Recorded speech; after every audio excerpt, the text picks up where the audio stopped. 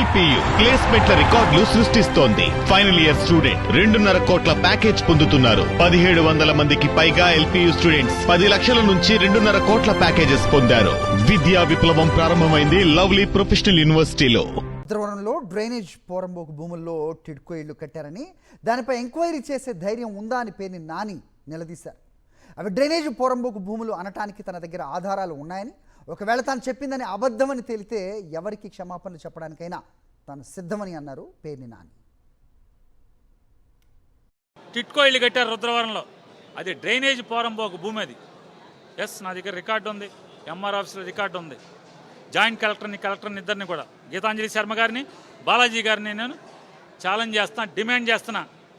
మీరు నిజంగా నికార్సుగా ఉద్యోగం చేసే లెక్క అయితే, ఇప్పుడు ఏదో నా మీద కులరవి కోసం లేకపోతే చంద్రబాబు కోసం ఎంక్వైరీ నెల రోజుల నుంచి తిప్పలు పడుతున్నారు, పిల్లి మొగ్గలు వేస్తున్నారు కదా. మీరు రుద్రవరం టిట్కో భూమిని విచారణ చేయండి. అది డ్రైనేజ్ పోరంబోకు. అది కాకపోతే మీ ఇష్టం.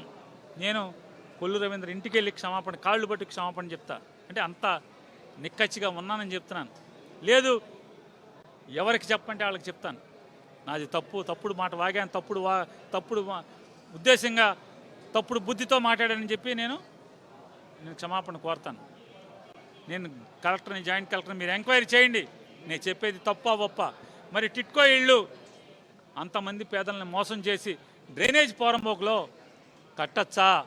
డ్రైనేజ్ పోరంబోకుని అది ప్రభుత్వ భూమి కింద ఎలా రికమెండ్ చేస్తారు?